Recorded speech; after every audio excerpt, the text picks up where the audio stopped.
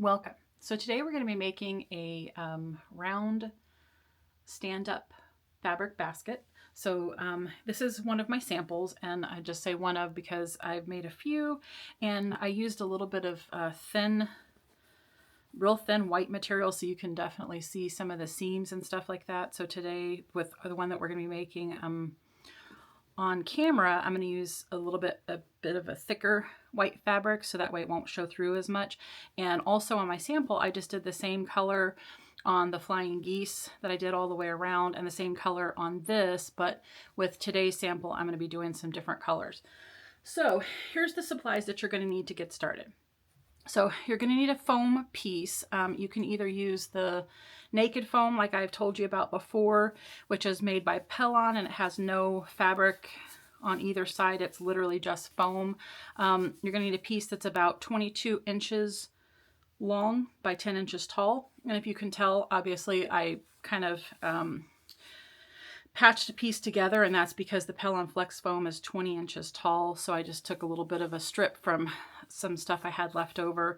This is just SF101, which is just a fusible interfacing, and I just used it to kind of patch it together. So 22 inches by 10 inches. And then for the inside part of that basket, you're going to need your interior fabric of the same size, about 22 inches by 10 inches. And I say about because there is extra built into the quilting part of it, just because when you quilt, everything kind of compresses a little bit. So I've put a whole bunch of extra around it, a whole bunch meaning an inch or two. So that way, if your quilting gets off a little bit, we're going to trim it to size. So don't you worry about that. Anyway, you're going to need some pins to pin your flying geese together. You're going to need some safety pins or quilting pins to pin all your layers together when you do your quilting. You'll need some quilting clips for just various stages of this. You're going to need 2 pieces of background fabric that measure, I think, 2.5 inches by 3.5 inches. You'll need 2, actually you're going to need 3 of these. I'm sorry, I forgot to cut an extra. No, my gosh. You're going to need 6. So I completely miscounted myself. So you need 2 for each set of flying geese. So you'll need 6. So 6 3.5 inch by 2.5 inch pieces. You're going to need 2 2.5 inch by 10 inch pieces of background fabric. You're going to need 2 4 inch by 10 inch pieces of background fabric. And then on the one that I want to make today, I wanted to go ahead and do some little fancy things on the side of the flying geese. So these are 1.25 inches, so 1.25 inches wide by 10 inches tall. You're going to need 6 of these. I think I have 8 just because that's how many I ended up with my little strips. And then you're going to need 2 2.25 by 20 inch. Actually, you're actually only going to need about 20 inches of binding. However, because of the way that it's going to be put around the top, you may end up, it might just be easier if you just do 2 full strips. And I say full strips, meaning I got this from a fat quarter bundle. So this is just 2, 20-inch-ish strips from the fat quarter bundle. Like I said, 2.25 by 20 inches. You need 2, and that's for the binding. Now, for the flying geese in my sample, I did all the same color. So all the flying geese are all the same, whatever. We're going to do the 4 at a time flying geese method that I'm going to show you. So being that I only need 12, so you got 12 total flying geese around here. So you've got evenly 3 sets of 4. So you need 12. But I tend to like a little bit more variety in mine. So I had a 6-pack of this fabric by Poppy Cotton. The collection is called Hooray Liberty, kind of Liberty-esque. Anyway, I went ahead and cut out enough to where I can actually do 6 sets of 4. So I'm going to end up with 24 flying geese, which is twice as many as I need. But the reason why I'm doing that is just for a little bit of extra variety for myself. You will only need 3 4.5 inch squares of fabric. So whether that be different squares of different patterns of fabric or the same, you just need 3 4.5 inch square pieces.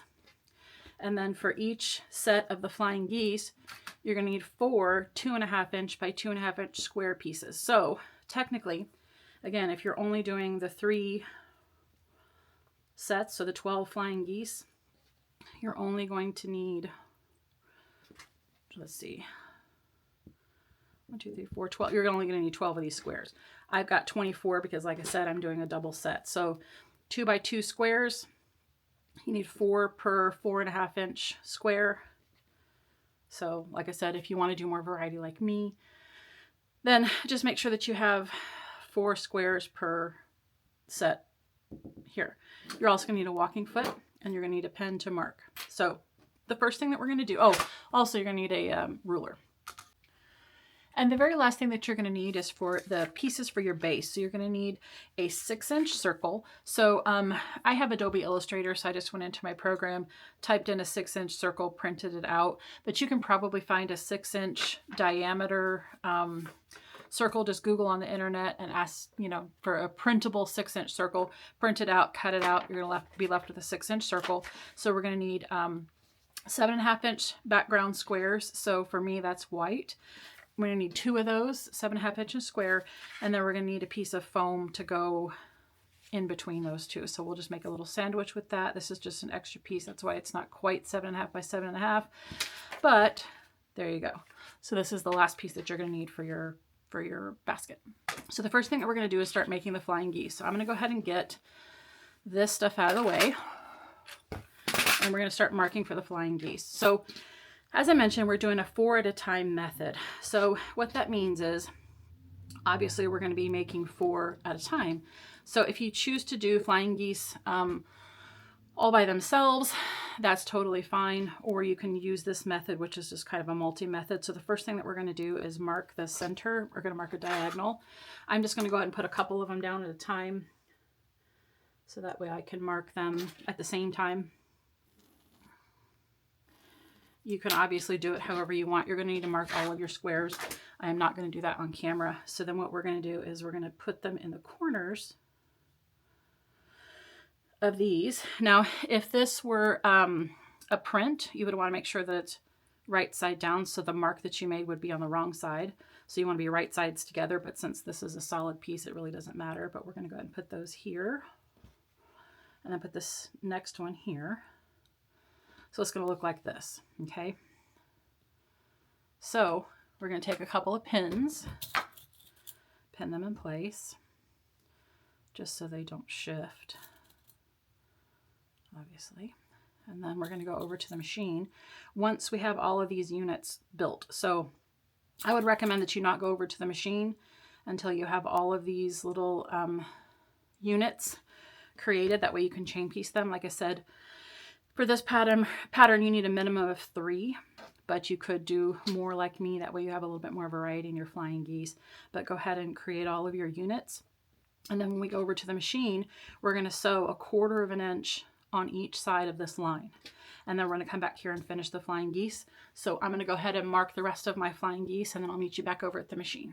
Okay, so now we're at the machine and we have all of our flying geese sets created. So as I mentioned in the last video, or as I mentioned at the table, you only need 3 sets of these, because this little set here will make 4 total flying geese. I'm making 6, which is twice as many as I need. And the reason why is because I just want a little bit more variety in my flying geese. As I said, I have a 6-pack of this particular fabric. It's literally the same print, just in different colors. So I decided to go ahead and make extras. I will use the extra flying geese for another project. So if I didn't need the extra flying geese, or I didn't want the extra flying geese, I'd probably just make 1 at a time flying geese. But again, I'm just going to save them for another project, so I'm not overly worried about it. But the first thing that we're going to do actually is make sure this is threaded. Oops. First thing that we're going to do is we're going to chain piece these units. So your units are going to look like this. So your diagonal line that you created is going to go, you know, this way. And they overlap each other right there. Do not worry about that. That's exactly how it's supposed to look. We are going to sew 1/4 inch to the right of this line, and then we're going to, chain piece everything, and then we're going to sew 1/4 inch to the left of that line. So follow me as we go ahead and just sew our 1/4 inch pieces together. We're going to chain piece them, and then we're going to flip them over and do the other side, and then we'll go to the table and I'll show you the next steps.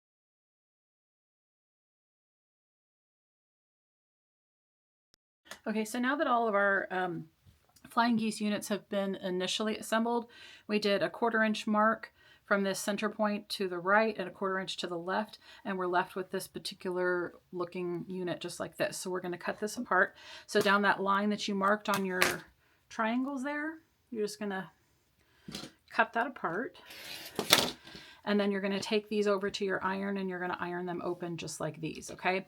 So I went ahead and did all of these. So the next step that you're going to do is turn them this way. Take your other squares that you have, and you're going to position that right there in the corner with the diagonal going this way. And then you're going to do the same method when you get back to the machine. So you're going to pin all these together, and then you go to the machine, and you're going to sew a 1/4 inch to the right and a 1/4 inch to the left of that line. And then we're going to trim those just the same way that we trimmed that one. So the next step, again, is just to assemble all your units, go back to your machine and sew these, and then we'll come back and see what we do next. Okay, so now we're back at the machine with all of these units. So your units are going to look like this.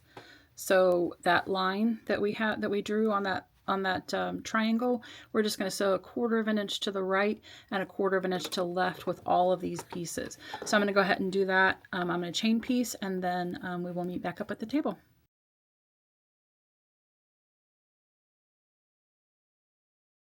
Okay, so now that we've got all of these sewn, the next step is to cut right down this line, and then we're going to iron them and trim them, and then we're going to be left with all of our flying geese units. So obviously I went ahead and did a bunch of them, so I've only left this one just so we can go over together what it's going to look like. So just going to trim down that line, and then we're going to press it. So you always want to press this way first to kind of seal your seams, and then we're going to open it up and press the flying geese. Just like that.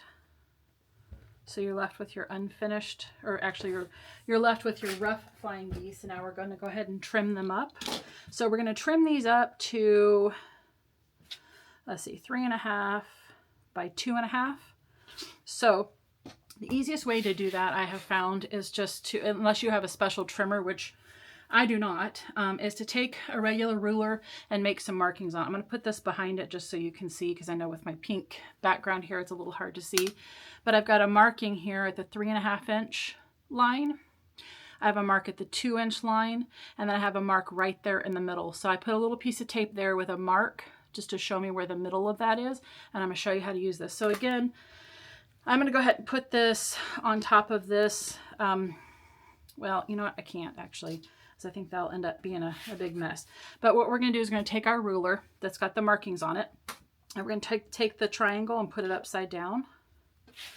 And then we're going to follow that halfway line down here and just kind of make sure that we're right there on that point. You see how we are right there on that point? We have a little bit of the excess on the top, a little bit excess over here. We're going to go ahead and make our first trim right here and right here. Okay, and then we're going to move this, flip it the other way, and here's where those lines come into play. So these lines here and this line, we're going to line them up right here. So make sure that the edge that you just trimmed, the edges are even with those, and make sure that the point is even with that center point that you marked. And then we're going to trim that. And now we're left with 2.5 inch by 3.5 unfinished flying geese. So the next thing that we're going to do is we're going to sew these units together. So as I mentioned before, I made a whole bunch of extra, and that's just to give me a little bit more variety. You can do this however it is you want. You do not have to follow my example, but you can if you want. Since I made twice as many flying geese as I needed, I can always make 2 baskets if I want, but you're going to choose 4 flying geese, and we're going to sew them together in rows. So I'm going to, let's just see. I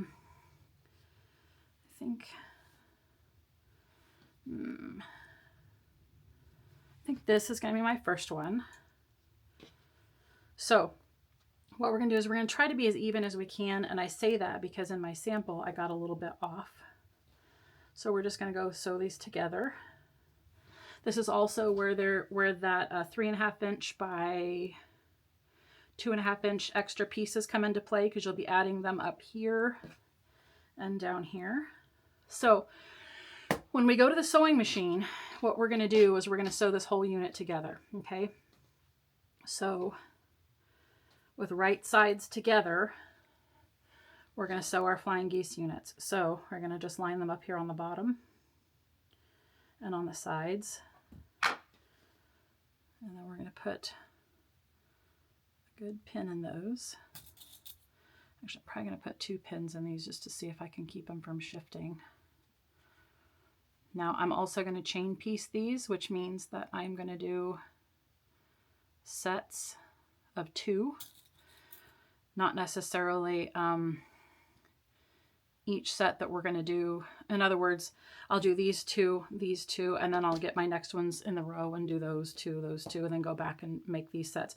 But essentially what we're going to do is make 3 sets just like this. Okay, so because I've got different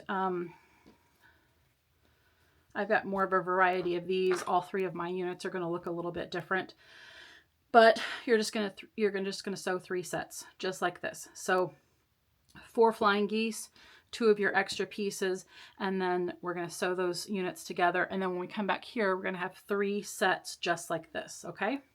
Okay, so now we're back at the machine, and I have chosen to do all of my Flying Geese units together first before I add the little white pieces that go on the top and the bottom. So I'm just going to chain piece these, and then we will meet back at the table once these units are done, and I'll show you how to lay it all out from there.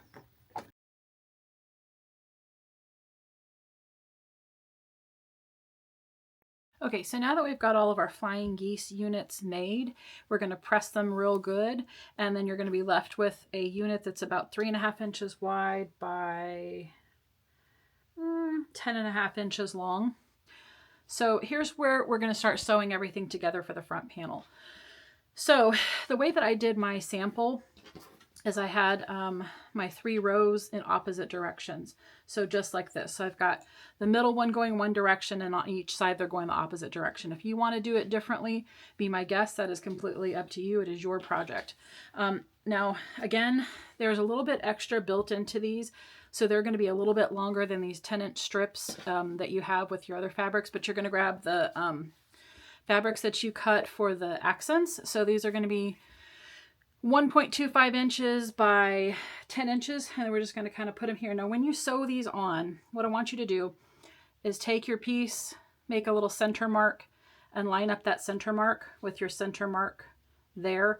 That way you're even on both sides. Okay, so let's just lay it out, and I'm going to show you how we're going to do this, and then we're going to take it over to the machine and get this whole panel sewn together. So take your little accent pieces. Now also, you can skip the accent pieces if you want to. I didn't do this with my sample, but when I was cutting the pieces for the project to be on video, I just thought that it would look pretty nice. So I went ahead and just added the accent pieces. So hopefully, hopefully it all works out the way that I'm envisioning that it will. Hopefully we don't end up with a mess, but I seriously doubt it, because I think I did my math pretty decent. So sorry, I got a little zoomed in here. So let's get this over. Just a bit. Okay. So the first thing we're going to do when we get to the machine is we're going to sew these accent pieces. Like I said, I want you to take your piece, fold it in half, take that middle mark, pin it to there. You're going to pin, right sides together, pin this down, bring it back over here and iron it. And they're going to do this with both sides. Now, once you get each of these units made, then you're going to take your, 2.5 inch by 10 inch pieces and attach those here. Okay, so these are going to go right here in between these, just like this. And then these larger pieces, these are the, I think, 4 inch by 10 inch pieces. These are going to go on the outside. Now, the reason why these are bigger than these is because this is the excess that's going to get cut off when you do all your trimming up and everything. So these are going to be a little bit bigger. Don't worry about how big these are. But anyway, you're going to line all this up.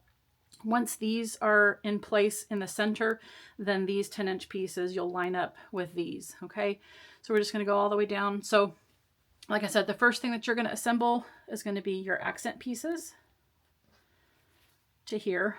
bring them over here, iron them, and then you're going to start putting everything together as you see here. So we've got a 4" by 10" piece, 1.25" by 10" accent piece, your Flying Geese unit, accent piece, 2.5" by 10", accent, Flying Geese, accent, 2.5 by 10, accent, Flying Geese, accent, 4". So once we get all that sewn together, we're going to meet back up here, and then we're going to start laying it all out for quilting. So now that we're back at the machine, I wanted to go ahead and show you just real quick how exactly I told you to do that trim piece. So the trim piece is 10 inches. So this is the accent piece. And this whole unit is about 10.5 inches or so. It's just made to be a little bit extra long because when you quilt, everything kind of compresses. So what we're going to try to do is make sure that this accent piece is centered. So that way, whatever it is we trim off, we make sure that we have plenty of the accent piece. So you're just going to take your piece, right sides together, fold it, make this little indentation here. So just that little indentation, just keep your thumbnail or whatever on it. And then you're going to find your center mark, which is just right there in the middle of those 4 Flying Geese. You're just going to line it up with the edges there. I will go ahead and put a clip right there.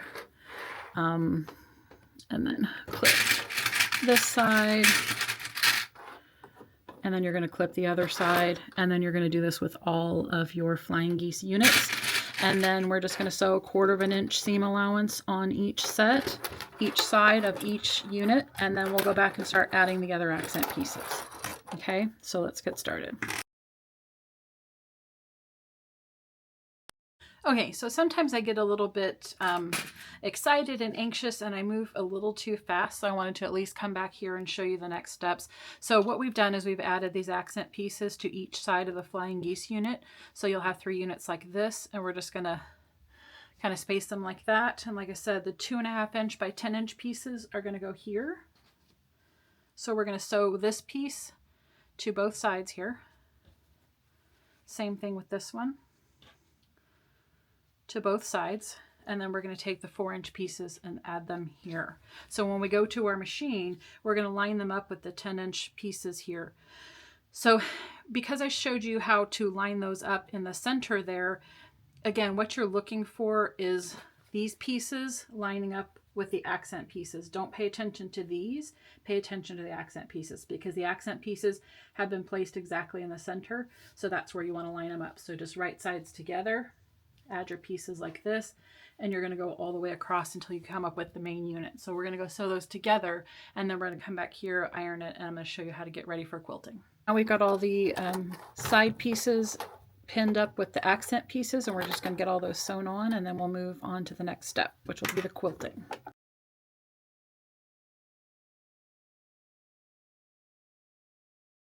So now we've got our front piece assembled. Now it is time to quilt. And I'm just going to take 2 seconds here to just say how much I absolutely love these little accent strips.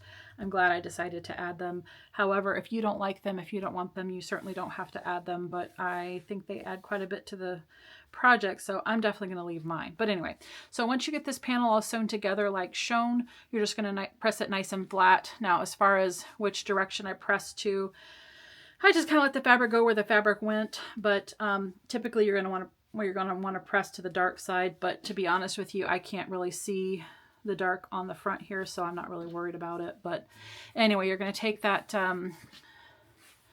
22-ish by 10" piece that's your background piece. You're going to put it right side down. So again, since this is a solid piece, it doesn't really matter which side is down. And yes, you're going to see a little bit of the selvage over here. I'm not worried about it because it's going to get trimmed off. But anyway, you're going to have right side down. Then you're going to put your piece of foam on top of that. So just kind of lay it over that piece as evenly as possible. Make sure if there's any loose threads that you pull them out of the way. And then we're going to take that panel and do the same thing that we did with the background piece. We're just going to, as evenly as we can, meaning there's going to be a little bit of overhang on the sides here. As long as you are all the way covered on here, it doesn't exactly matter where it lines up because there is a little bit of extra fabric all the way around. I would say a good inch, half an inch to an inch all the way around. So again, it doesn't exactly matter. Just line it up here as best you can. take some of your quilting clips and pin your little sandwich together so it doesn't shift. Now with my samples, I just did straight line quilting. I think that with all the straight lines we've got going on here, that's going to look the best, but of course you can quilt it however you wish. But like I said, for me, I just did straight lines this direction. So that's what I'm going to do on this one as well. I'm just going to put a few pins. Obviously, I'm just going to keep smoothing it out as I go. And if you have noticed, not all of my points are perfect. If you can see here, I've got one that's just a little bit over. I think that's the only one that really came out that way, but again, I'm not super worried about it. I know that there's a lot of people that like perfection. To be honest with you, I'm not super worried about it. For me, I think it looks really good. So if someone wants to pick it apart and notice that that corner is a little bit more blunt than another one, then, you know, I guess that's just how they're going to feel about it, and I'm going to feel fine. So anyway, just get this all pinned together. And my starting line, when I start quilting this, just like with the Wonderland pillow, if you happen to look at the video from there, when I do lines, I always start with a center point. So the center point for this one is going to be right here. So my very first line that I'm going to sew is going to be right here. So I'm just going to take my hair marker. Actually, I'm going to try to line up here and make sure that I'm as straight as I can be. And I'm going to make my mark. So this is the first line that I'm going to quilt. And I'm going to put my walking foot on, probably at 0.75, maybe an inch. I'm not really sure. I'll have to decide once I get over there. But I'll either do an inch lines across or 3/4 inch lines. But this will be my starting point. And then I'll just go a little this way and finish that off. So then the last thing that we want to quilt is that bottom piece. So fabric, oops, right side down. My goodness. Okay, right side down. Again, this is a solid piece, so it doesn't really matter. Then your foam. And if you'll notice, my foam is pretty yellow. That's just because as it sits in this room, it tends to get oxidized and it changes a little bit of color. My fabric is pretty thick. You can see it just a little bit, but just keep in mind this is the bottom of the basket, so it's not going to be that big of a deal. If it does bother you, then of course change that. But for me, I'm not worried about it. And I'm going to choose approximately my center point here. Make my mark. And yes, I know I haven't pinned this yet. Oh, you know what? Maybe I should pin it. I think maybe that might be why I'm having a little bit of trouble here, but I'm going to go ahead and pin these pieces together then. Just all 4 corners, because this is a pretty small piece to quilt. I was trying to use my hair marker first so that I didn't end up having to move around a pin, but I guess if I pin all 4 corners, it's not really going to matter. But let's get this all pinned together, and then we'll make our center mark. This is just an approximation. Just kind of guessing where my center mark is. I didn't measure it. My hair marker, and then I'll do the same thing, whatever distance I choose on that, I'm going to mimic it on this. So then we're just going to go over to the machine and we're going to quilt this up, and then when we're done with that, we're going to trim everything to size and start assembling our basket.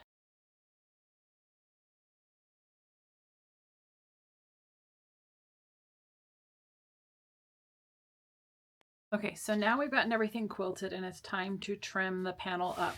So it does look a little funky right now just because, you know, you got a little bit extended over here, a little bit short over there. Everything looks a little wild, but just keep in mind that this is just the rough draft. We're going to trim it all up here in just a second.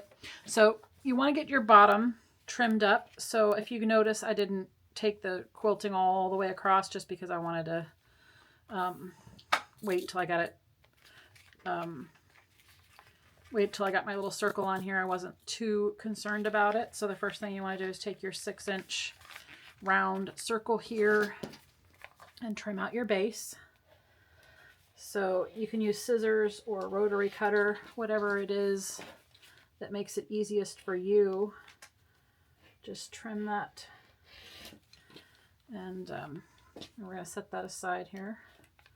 So hang on, let me get it all trimmed up. When I'm doing something round like this, I tend to trim off little bits, get them out of the way. So that's what you're seeing me do here, is just trimming up my little bits and getting them out of the way. And looks like I missed a little spot there. Okay, so now we've got our centerpiece cut. Let's get the little paper out of the way.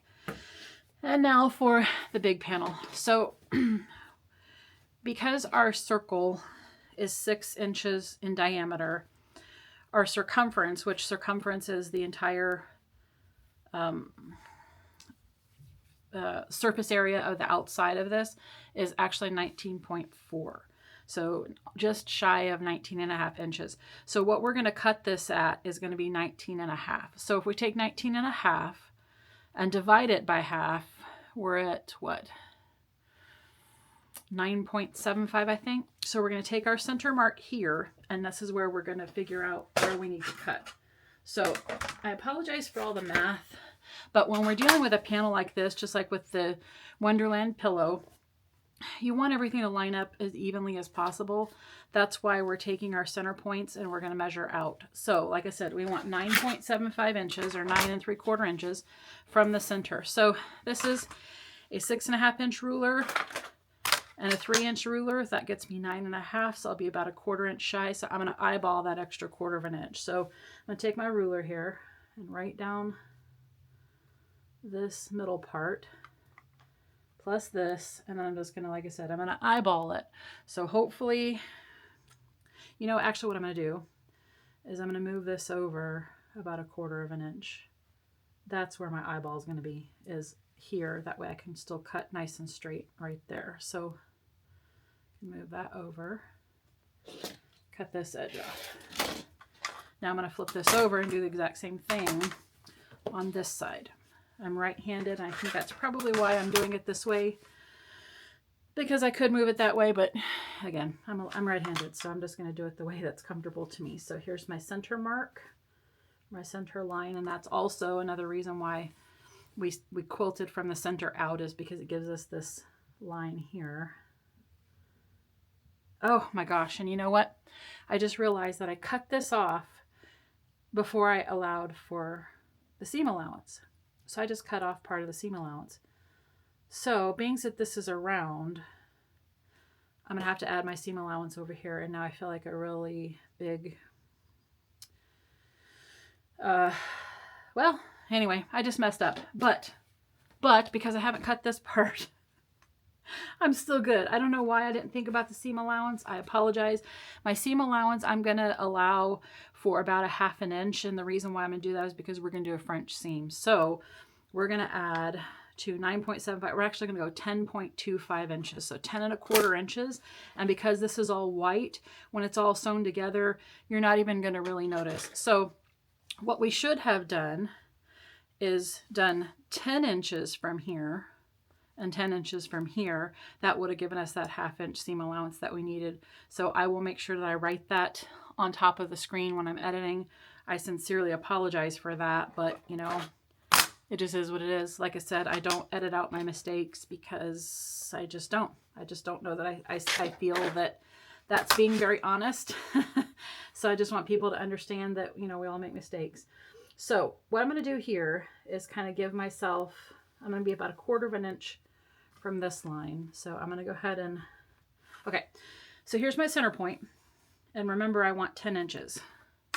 These two together are 9.5. So I need to add a 1/2 inch. So from this center mark, I'm going to line up my ruler on the 1/2 inch mark. I'm going to move this one in place. Okay. Now what I'm going to do is keep my finger on that one, move this one back over, and this gives me that 10 inch mark. And I'm going to go ahead and measure it. Well, wait a minute. No, I'm not. I guess I can't. Well, I guess from here I can. So let's move it over to this spot right here. 26 and 36. Okay, so I'm good. So now I have my 1/2 inch seam allowance. So now I'm going to trim that off. So in total, The width of this whole piece is going to be 20 inches. So we're a little bit short on one side, but when we sew it all together, it's going to end up being just fine. And your spacing that I have here is still going to be nice and even. So don't worry about that mess up. Like I said, I will make sure that I put that in the notes so that you don't mess that 1/4 inch seam allowance like I did. Now, from here, we want 3/4 of an inch from each side. Okay. So I don't know about you, but again, no matter how hard I try to be nice and straight, I never end up being totally nice and straight. So what I'm going to do is take my center point, my center flying geese unit, and have that be my notation, I guess. So that's going to be my place. So I'm going to go 1/4 of an inch from that. So right here is my 1/4 of an inch from the tip of that, because the tip of that is also the edge of that. So 3/4 of an inch. And then I'm just going to kind of eyeball down here and see how well it lines up with everything else, and we look pretty good. So we're going to go ahead and trim that off. Okay, get that out of the way. And now we're going to do the same thing from the bottom. Okay, take your center, and we're going to do about 3/4 of an inch from that. And I say about because once I get everything all lined up here, we're going to see if that ends up being the mark. So I also, because this edge is straight, I'm also going to just kind of eyeball that. Make sure that I'm straight down there, straight here. Looks like we're good to go. So now I have a 20-inch wide by 7 3/4 inch tall piece. Now this extra that we're putting here and here and here and here, and the reason why we put a little bit of extra white there is because when we do the seam and when we add the binding, we don't want to lose our points. So we're going to do a French seam on this. Now I've done these baskets with regular bindings on the join parts, and I've also done the French seam. And even though the French seam does have a little bit of bulk, and I'm going to show you real quick with my sample what that means. If you look inside here, you're going to see that there's some little, strange pieces. I think once you fill this up with something heavy, it's going to even out.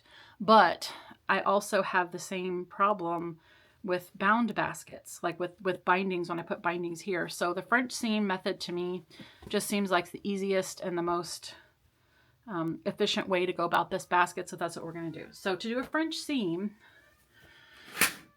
what you're going to do is you're going to start with the right side out. So normally when we do a seam, we're going to have the wrong sides out and the right sides together. But because we're doing a French seam, we're going to have the right side out. So you're going to take your piece and just clip here.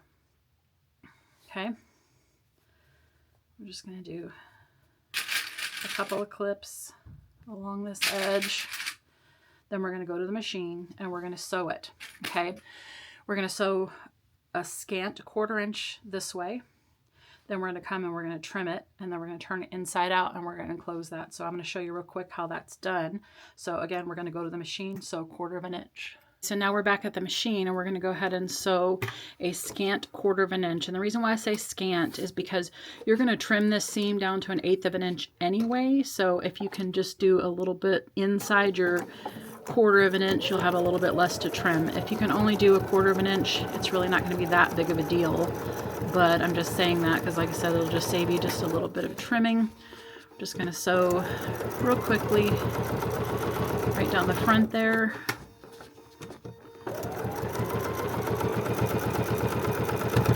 Okay, and now we're going to trim, and then we're going to flip this inside out and then close that seam.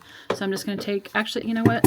I don't think I even need to trim this. Look how, I think we're going to get a good enclosure without trimming it. Actually, you know what? I think I am going to trim just a little bit. So you're just going to trim as close to that seam as you possibly can without clipping into the seam.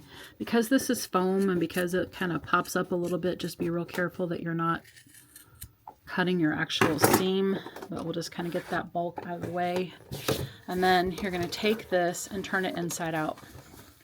Okay, so now we're back and it's inside out. So you're going to take that seam that you just made and you're just going to kind of pinch it real good so that you can get a nice enclosure here. Hopefully you can see what I'm doing. Okay, now what we're going to do now is, so the seam is right here. Okay, what we're going to do is go back and do 1/4 of an inch, and now we're going to enclose that seam. So just do a nice 1/4 of an inch. There we go.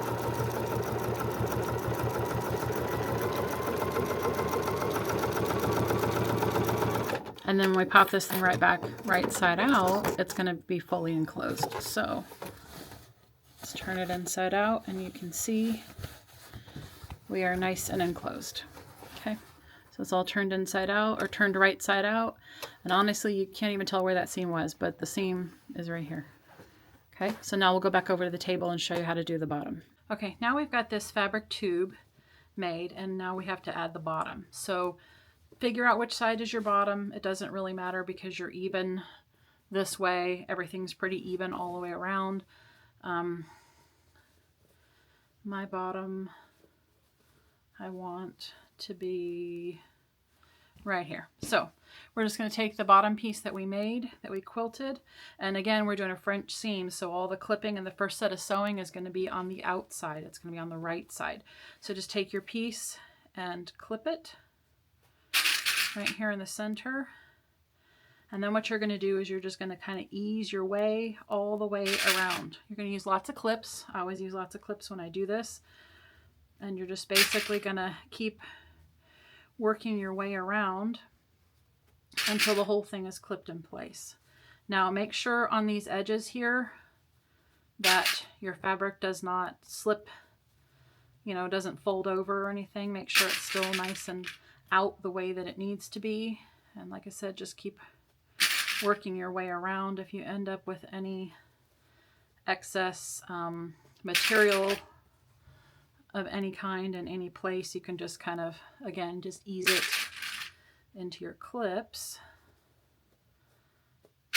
and just keep working our way around. Now when you get to this seam here, the French seam, you can fold it either which way. It doesn't really matter where you fold it, but just kind of fold it over one direction. And then we're just going to keep easing this. Now when we get to the machine, this too is a little bit more tricky, but if you go nice and slow, you shouldn't have any trouble whatsoever making this work. So we are a little bit big here. So as you can see, we're just a little bit over. So we have a couple of options. Now, it looks like I may not have had to add that seam allowance that I put in there, which doesn't really make a ton of sense just because, you know, that's what math is, and I don't know how that quite worked out that way. So we can do one of two things. Either we can ease this in, meaning as we go along, we can just take a little bit of that excess and ease it around into these clips, or we can go back and we can just enclose this just a little bit more. I think what I'm going to do is just ease it in, which means I'm going to take this excess here, I'm going to clip that, and then I'm just going to release these and just kind of add just a little bit of extra. I don't know if you're seeing how I'm doing this, but I'm just making sure that there's just a little tiny bit of the extra that I just ease in. So instead of being nice and tight and snug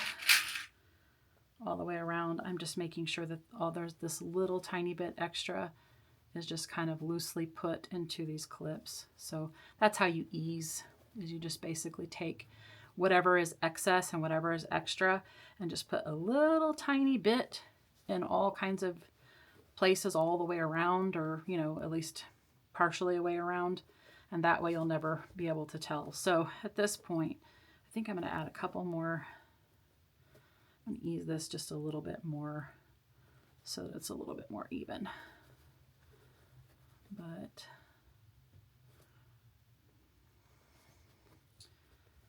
so we're just gonna ease that in there.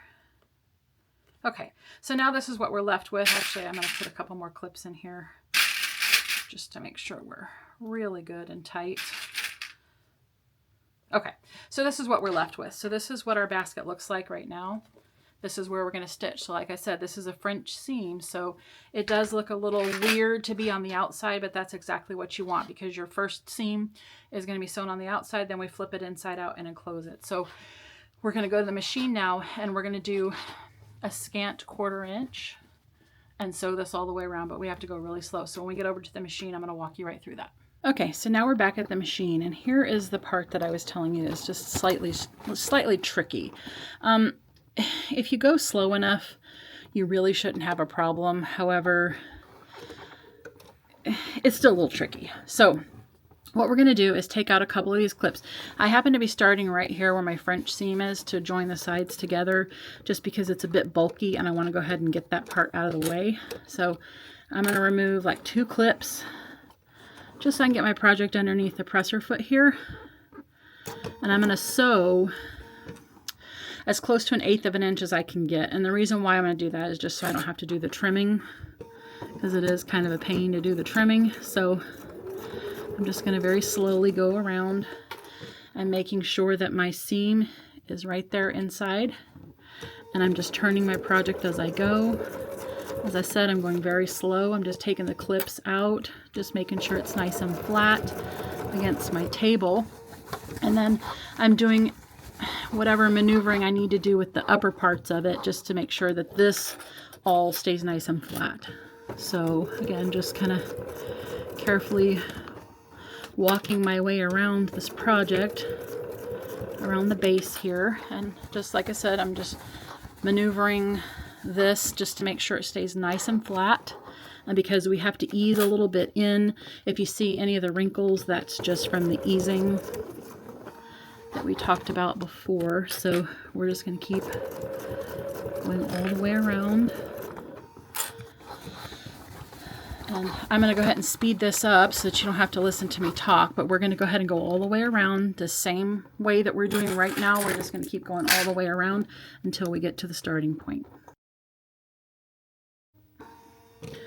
Okay, so now we've made it back to the starting point when we started assembling our basket. So the one thing I want to do is, just because we're doing such a narrow seam here, I'm going to go ahead and stick my fingers through and just make sure that I don't have any places that have any holes. I just think this is kind of a good practice, just to make sure you're good. Looks like I'm good. And then now I'm also going to go back with some scissors. Oops, sorry. Go back with some scissors and just make sure that if I see any places that have any excess, that I just trim it away, just so that it's nice and close to that seam. Sorry if I can't get very good under the camera here, but just basically just making a nice little trim around the seam so that when I go to enclose this, we are good to go. I'm going to go ahead and take this off camera, speed this up, and then we'll come back. Okay, so now I've gone all the way around this, and I've done some trimming just to make sure that I don't think we have anything that's going to get in the way. Now we're going to turn this inside out, and we're going to repeat the process. Now, when we turn this inside out, what you want to do is pinch, just like we did with the other side. We pinched it just to make sure that the seam was nice and enclosed. So we're going to do the same thing on the inside here. So let me get back into the view of the camera. So this is what we're going to do. So basically right here, so this is the seam. We're going to take our clips and we're just going to clip all the way around, just to make sure that we're sewing right there at that seam. Okay, so this is going to be a little bit hard for me to get fully on camera here with this close-up camera, but like I said, we're just going to pin all the way, or excuse me, clip all the way around and make sure that we've got this pinched as good as we can, so that when we go to sew this and enclose that seam, we have the best luck. Okay, so now we've got this whole thing clipped, so hopefully you can see we just took clips and just pinched that seam, clipped it all the way around. Now we're just going to sew. So here's where you want to do a nice full 1/4 inch. So we're going to take one of the clips out of the way just to get it positioned underneath the presser foot. Now this is the first French seam that we did, so I'm going to have this kind of out of the way there. I don't want to start with that one. I'm going to end with that. So we're just going to make sure we have a good 1/4 inch here. So this is the seam that we're trying to enclose is inside here. So we want to make sure that we're far enough over to where it actually gets that seam. That's why we did the pinch. So we're just going to slowly move through the project, readjusting the same way that we did when we did the first seam there. And we're just going to keep going all the way around. So now I'm coming up at the end, and here is that French seam that we started with. So I'm just going to go real slow over this just because that's a bit of bulk, and I just want to make sure that I don't break a needle or something, but I'm just going to go right over that, and then I'm going to end up right where I started. Right there. I'm just going to go over a couple of stitches, and then now we're going to go back over the table and I'll turn it outside so you can see what it looks like. Okay, so now we're ready to finish our basket off. So this is what the inside looks like. Now again, when you put some heavy things in there, you're going to be able to kind of smooth out those little wrinkles in there, but that happens with either binding or with French seam. And then this is what the outside looks like. So the end of your unit there is still above, so you didn't cut off any of your flying geese. And then the last thing that we're going to do is add the binding. So you can just kind of maneuver this around a little bit. Like I said, once it gets filled up, it does even out some.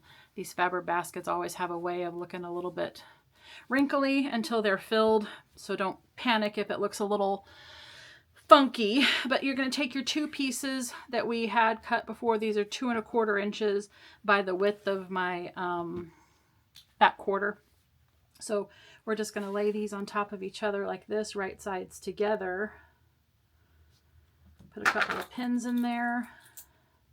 And then I'm going to go to the machine and I'm going to sew a diagonal line from here to here.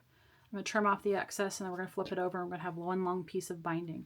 Now I'm going to do that all in one view, just because I want to do a little bit more of a condensed version here. But once we are ready to add the binding, we're going to fold it over like this, and then this is going to be the start of our binding, just like this. Okay, so we'll show when we get to the machine a little bit more, and then when we come back here we'll be all finished. Finally at the home stretch of our project here, and right now we're just going to go ahead and join this little bit of binding.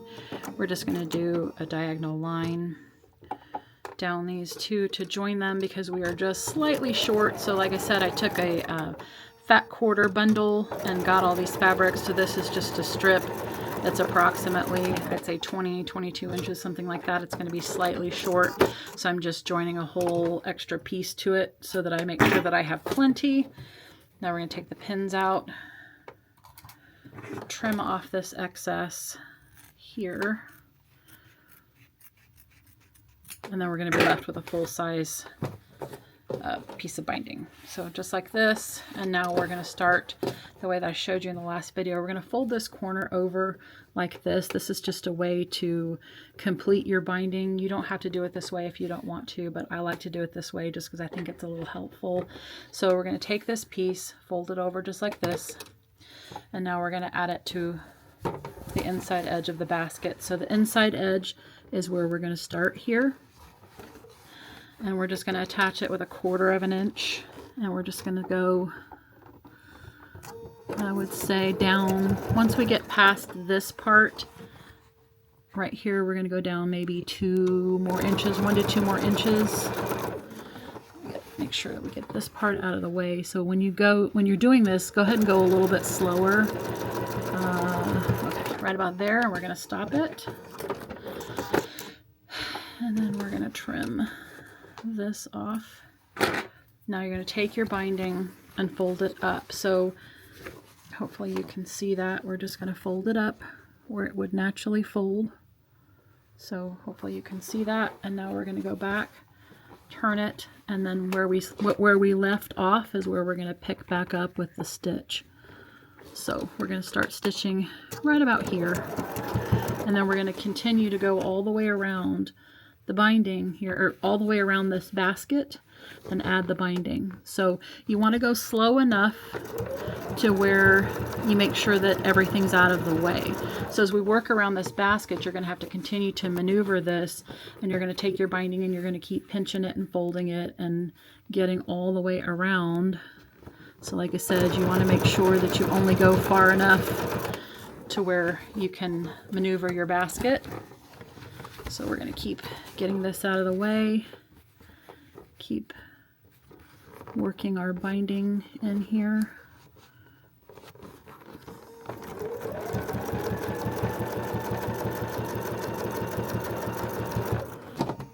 Okay, almost to the end. Once we get to the end, I will show you how to finish that.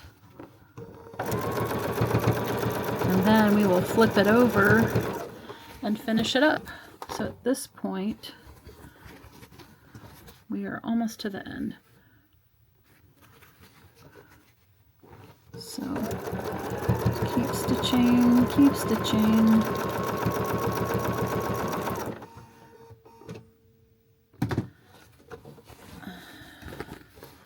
Till we get to the end. And here's our join part, or the part where we joined the binding. And this is also the part where the French seam is, if you can see over here. So we are going to go pretty slow around that, or slow over that, just so we don't break a needle. There we go. Okay. And then, again, we're just going to continue this till we get it where we started. Now, once we get where we started from, we're going to trim this off. So hopefully you can see. I'm hoping that you can see. So this is where we started. So this is the little pocket that we made right here. We're going to take this binding and we're going to trim it. So I'm going to go ahead and open this little pocket up like this. Okay. And I'm going to stitch just a couple of stitches down there where that pocket is open. And then I'll show you how we finish. Okay, so the pocket is open. We're going to trim the binding where it fits inside that pocket. Okay, so if we open up this little pocket here, and we're going to slip the binding in, and then we're going to fold this part over, okay? And then we're just going to go across it as if it's meant to be, okay? And then we're going to finish right where we started.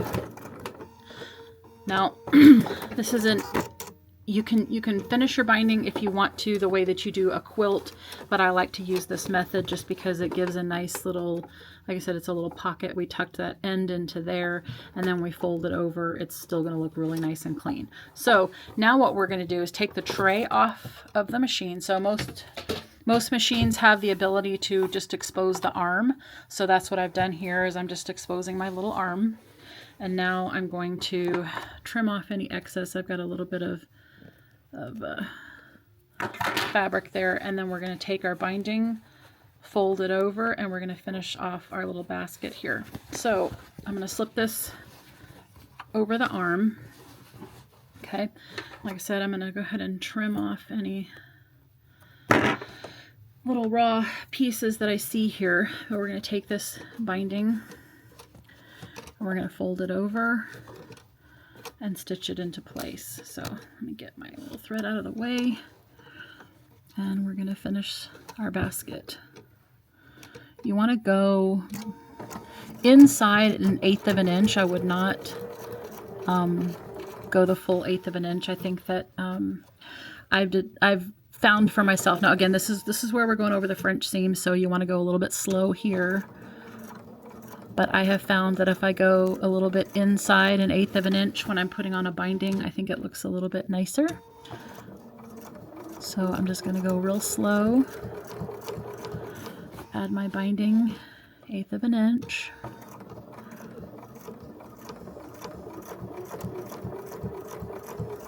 Until I get all the way around. And by taking off that little tray, like I said, it exposes this little arm, like kind of creates a little arm, so that way it's much easier to do rounded projects this way.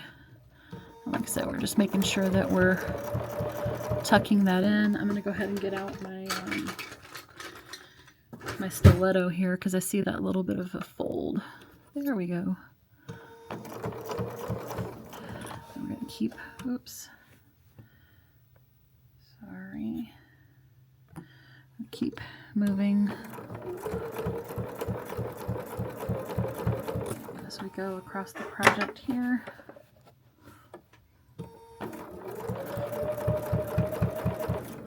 And there we go with that little lip again. I don't know why it does that, but because this is not bias binding, this is just straight edge binding. But anyway, we're just going to keep working our little stiletto as we attach this binding. Oh, got some more scragglies I'm just going to trim off just so I make sure that I don't end up with them in the final project. I think we're getting pretty close to the end here. So we're just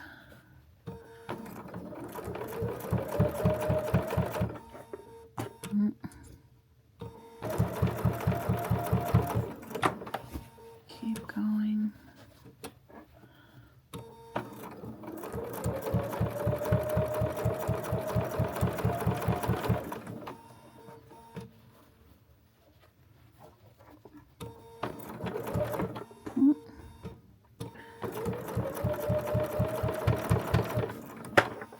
There we go. Almost to the end. We've gotten to the part that the part of the binding that we joined. So we are almost to the end because that's where I started from, is right after that. So we are almost ready to finish up our little basket here.